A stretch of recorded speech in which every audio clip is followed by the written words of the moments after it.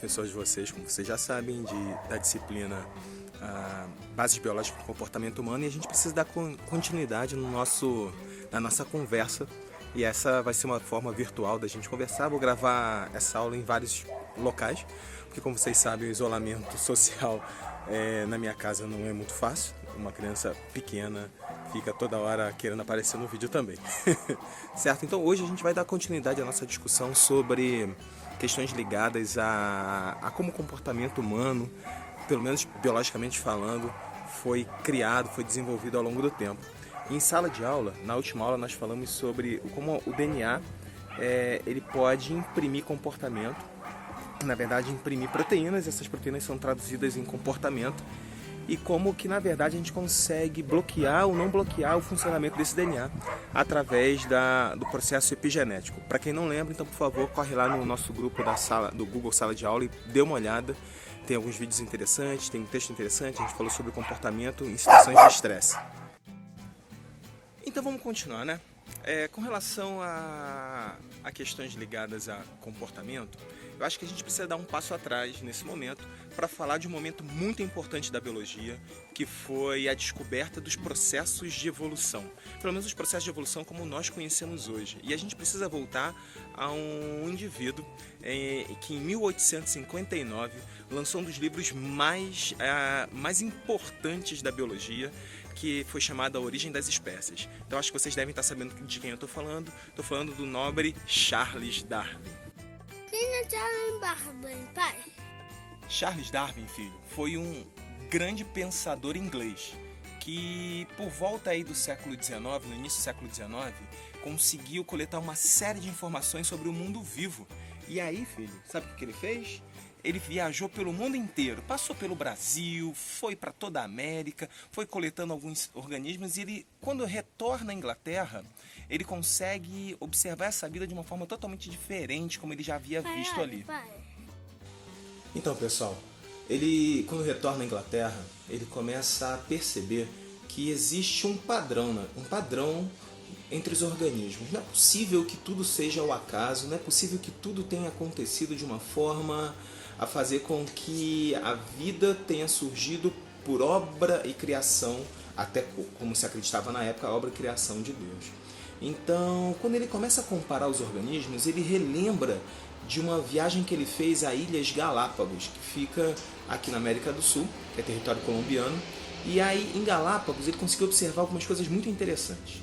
Ele percebeu que existem algumas ilhas e que cada uma das ilhas é habitada por um tipo de tartaruga diferente. São as tartarugas gigantes. Eles ficaram algum tempo parado lá, o navio que ele utilizou para dar essa volta ao mundo, ficou um tempo parado lá para se abastecer, para pegar comida e tudo mais. E aí ele resolveu olhar as ilhas e conhecer essas ilhas. E ele percebeu o seguinte, que existem várias ilhas, em cada ilha um tipo de tartaruga diferente. Essas tartarugas parecem ter o seu corpo shapeado, né? O seu corpo adaptado, como se pensava na época, para viver naquele ambiente. Algumas ideias sobre evolução já existiam, a ideia de Lamarck, ideias transformacionistas, né? Que diziam que o corpo se adapta ao meio e ele vai sofrendo modificações, essas modificações são passadas para gerações futuras. Mas Darwin não acreditava que o corpo se adaptasse ao meio. Para ele era preciso que alguma coisa diferente, algum outro mecanismo pudesse existir. E existia já uma fala muito no passado sobre uma tal de seleção natural. E essa seleção natural falava um pouquinho sobre como os organismos conseguem competir no ambiente para poder sobreviver. Bom, baseado nessas observações, na observação dessas tartarugas, dos tentilhões de Galápagos e de muitos outros seres que ele conseguiu observar ao longo da sua viagem, e na verdade ao longo de todo o seu estudo, não foi só nessa viagem, né? Ele acabou unindo isso a algumas leituras que estavam sendo muito fortes naquele momento, como a leitura do livro do Thomas Malthus, né?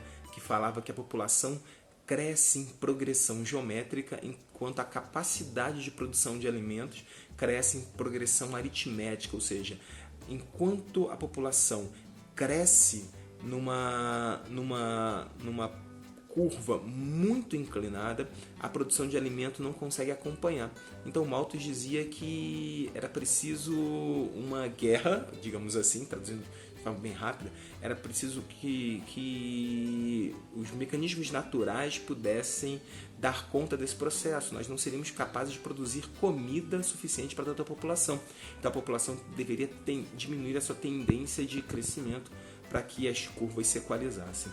Bom, Darwin olhando isso, Darwin percebendo a importância do estudo de Malthus, percebendo a importância de tudo aquilo que ele viu ao longo de sua vida científica, né, de sua vida acadêmica e de suas viagens, ele começou a unir ideias. Então a grande sacada do Darwin foi ver a evolução, não como um processo dirigido, mas como o Lamarck pregava, né, onde o corpo se adapta ao meio, mas como um processo oriundo de, entre aspas, luta. Na verdade não entre aspas, mas oriundo da luta pela sobrevivência. Então o Darwin resolve dizer que o processo de seleção natural talvez seja o processo mais importante por detrás da origem de novos indivíduos, de novas espécies. Segundo ele, a seleção natural favorece aquele organismo mais adaptado ao momento em que ele está vivendo. Então pensemos em um ambiente que acabou de passar por uma mudança drástica na sua constituição. Então vamos pensar aqui, por exemplo, em uma floresta em que mariposas podem sobreviver nela, mariposas de asa clara e mariposas de asa escura. Mariposas de asa escura em uma floresta íntegra, elas se escondem melhor, elas têm melhor adaptação àquele ambiente porque elas estão camufladas a ele. As mariposas de asa clara, em média, aparecem mais, são mais predadas e por isso a sua população tende a ser um pouquinho menor ou bem menor. Se uma queimada acontece naquela região em que a constituição da flora mude e ela fique agora repleta de cinza, né? Repleta de cinza, aquele chão, aquele ambiente, as mariposas que lá estão de asa clara, elas podem se camuflar melhor, porque elas já têm uma cor mais parecida com esse novo ambiente, enquanto as mariposas de asa escura, elas se tornam mais visíveis a predadores. Dessa forma, pessoal, o que a gente começa a compreender? A constituição da população passa a mudar, porque aquilo que era mais adaptado antes do processo de mudança no ambiente, agora se tornou menos. Então há uma corrida, na verdade, atrás desse processo de sobrevivência no local onde estamos. Bom, mas esse não é o único processo importante na ideia de Darwin. Um outro processo importante é o surgimento dessas características, né?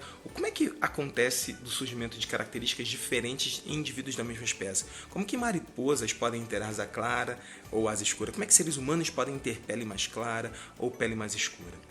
Então Darwin não soube responder isso muito bem, mas os geneticistas posteriores a Darwin retomaram a ideia darwiniana e começaram a introduzir conceitos que naquela época não eram conhecidos, como conceitos de DNA, de mutação e de outras coisas mais. E a mutação ela ganha ela acaba sendo a grande explicação para esse processo de surgimento de novas características. Mutações são aleatórias. Características surgem aleatoriamente ao longo do tempo, porque mutações provocam mudanças no material genético. Lembra lá do ATCG? Então, alguma dessas bases nitrogenadas podem se modificar e aí uma nova proteína passa a ser produzida. Só para ficar mais claro o que é mutação, vamos tentar entender um pouquinho molecularmente o que isso quer dizer. Então eu tenho lá uma sequência de bases nitrogenadas. Essa sequência de bases nitrogenadas ela vai ser traduzida em uma proteína. Lembra lá na sala de aula quando falamos sobre a produção da adrenalina? Então eu precisava de um gene, e esse gene ele vai ser lido, que é a primeira parte, né, que vai acontecer do processo chamado de transcrição, e eu tenho a formação do meu RNA. Esse RNA é também conhecido como RNA mensageiro. O RNA mensageiro sai do núcleo, vai até o citoplasma, e chegando no citoplasma ele é traduzido. Ele vai ser lido e uma proteína surgirá a partir dessa situação, a partir desse procedimento de leitura. Bom, um exemplo que eu posso trazer para vocês é o de uma doença chamada anemia falciforme. Quem tem anemia falciforme tem nas suas hemácias, que são as células vermelhas do sangue, as células capazes de transportar oxigênio, tem nas suas hemácias uma pequena mudança na conformação dela. Uma pessoa que tem anemia falciforme, menor, né? Ela tem algumas hemácias no seu formato normal e outras hemácias no formato de foice. Essa forma de foice acaba diminuindo a capacidade que ela tem de transportar oxigênio. Bom, isso é, obviamente, um grande problema, porque ela terá uma anemia constante, uma anemia que não tem uma cura, porque é uma anemia gerada por uma mutação que fez uma leve modificação em uma das proteínas importantes para essa hemácia. Uma simples mudança de nucleotídeo fez com que as hemácias mudassem o seu formato. Mas aí a gente para pensar, tudo bem, uma pessoa desenvolveu essa mutação é ruim. Então uma pessoa com anemia é uma pessoa mal adaptada ao meio e ela não vai conseguir suportar muito tempo e vai morrer. Na verdade, a resposta não é tão simples assim e a análise não é tão simples assim. Caso eu viva em um local que é infestado por um patógeno que causa uma doença chamada de malária, aí sim eu terei um problema. Aí sim, desculpa, eu não terei problema. Porque quem tem anemia falciforme é praticamente imune a essa doença. Os plasmódios, os protozoários causadores dessa doença não conseguem entrar na hemácia e não conseguem causar a doença. Então, aquele que vive em um ambiente repleto de malária tem vantagem sobre aqueles que não têm essa doença. Agora, se eu me transporto aqui para Teresópolis, onde a malária é inexistente, o que vai acontecer com ela? Bom, vamos pensar. Não tem malária, não tenho resistência a essa doença, mas tenho anemia. Então passa a ser um caractere deletério, um caractere que que não me traz vantagem sobre outras pessoas. E aí o processo evolutivo, se a gente não fosse interferir com a medicina, ele certamente iria fazer com que essas pessoas diminuíssem, ou melhor, essa população com esse gene alterado, diminuísse a sua frequência aqui na nossa cidade. Entenderam? Então, quando se fala de darwinismo social, é importante entender que, com o passar do tempo, nós começamos a observar que as noções trabalhadas por Darwin acabaram não se restringindo ao campo das ciências biológicas. Pensadores sociais, tal como Herbert Spencer, que era um cientista britânico da época, eles começaram a transferir os conceitos de evolução e adaptação, como a gente já havia falado sobre eles, para a compreensão das civilizações e demais práticas sociais. A partir de então, o chamado darwinismo social nasceu, desenvolvendo a ideia de que algumas sociedades e civilizações eram dotadas de valores que as colocavam em condições superiores às demais. O que é isso na prática? Na prática, essa afirmativa acaba sugerindo que a cultura e a tecnologia dos europeus eram provas vivas de que seus integrantes ocupavam o topo da civilização e da evolução humana. Em contrapartida, povos de outras regiões como África, Ásia, a própria América, não compartilhavam das mesmas capacidades e, por tal razão, estariam em situação inferior ou mais próximo das sociedades primitivas. A divulgação dessa teoria serviu como base de sustentação para que as grandes potências capitalistas promovessem o neocolonialismo no espaço afroasiático e aqui também na América do Sul. Em suma, as ocupações desses lugares era colocada como uma benfeitoria, uma oportunidade de tirar aquelas sociedades do seu estado primitivo. Por outro lado, observamos que o darwinismo social acabou inspirando os movimentos nacionalistas que elaboravam toda uma justificativa, muitas vezes sem nexo, mas capazes de conferir a superioridade de um povo ou nação sobre outros, né? De fato, o darwinismo social criou métodos de compreensão da cultura impregnados de equívocos e preconceitos. Na verdade, ao falar de evolução, Darwin não trabalhava com uma teoria vinculada ao choque binário, ao choque de duas vertentes apenas entre superioridade e inferioridade. sendo uma experiência dinâmica para ele. A evolução darwiniana acreditava que as características que determinavam a superioridade, entre aspas, de uma espécie poderiam não ter serventia alguma em ambientes diferentes. Então a gente não pode falar de superioridade, a gente pode falar de mais adaptado àquele momento.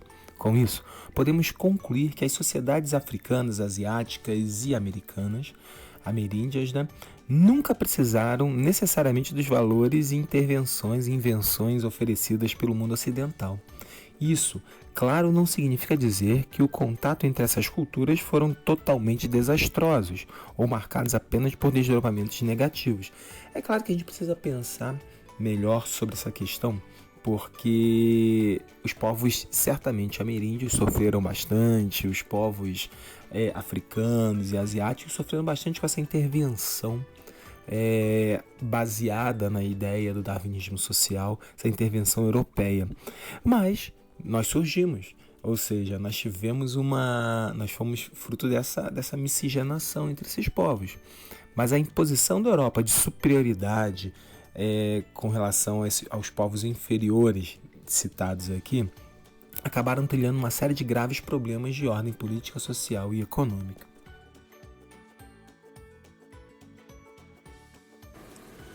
Bem, a nossa espécie está aqui no planeta Terra há aproximadamente 150 mil anos. Há 150 mil anos nós passamos por várias pressões diferentes. Vivemos na savana africana, adentramos a Europa, um ambiente mais frio, um ambiente muito diferente. Fomos para o centro da Ásia, descemos para a Oceania, atravessamos o Estreito de Bering, chegamos à América do Norte, descemos à América do Sul, enfim. Passamos por diversos ambientes diferentes, fomos pressionados e selecionados em diversos ambientes distintos. Por isso somos tão diferentes, os povos são tão diferentes assim.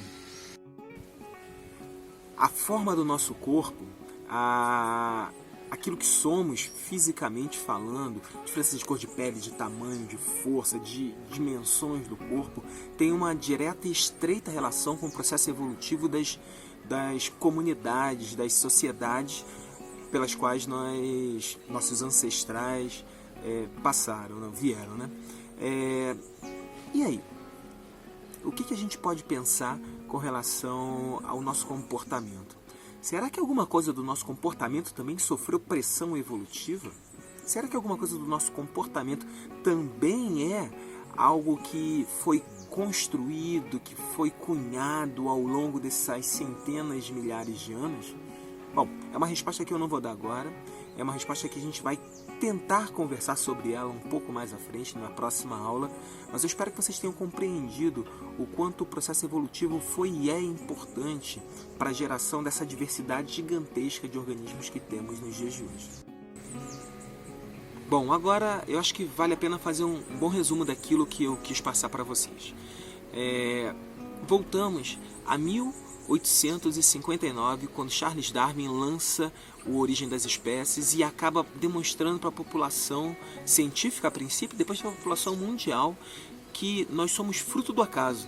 Nós somos fruto de um processo que gerou características nas diferentes espécies lá no passado, e que esse acaso, que depois foi conhecido como mutação, que era a capacidade genética de gerar diversidade, e que também acontece, obviamente, sem nenhuma programação, ela acabou gerando uma série de organismos diferentes, mesmo indivíduos diferentes dentro da mesma espécie, o que levou a uma competição entre esses indivíduos, através uma competição com relação à exploração dos recursos naturais que existiam no local onde elas viviam.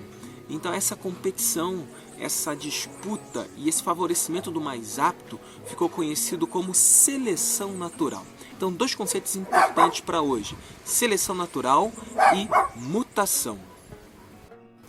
Para além desses dois conceitos, vale a pena a gente pensar naquilo também que foi dito ao longo da aula de hoje, que é o darwinismo social, né? Que não é ideia do Darwin, foi ideia de pessoas posteriores ao Darwin.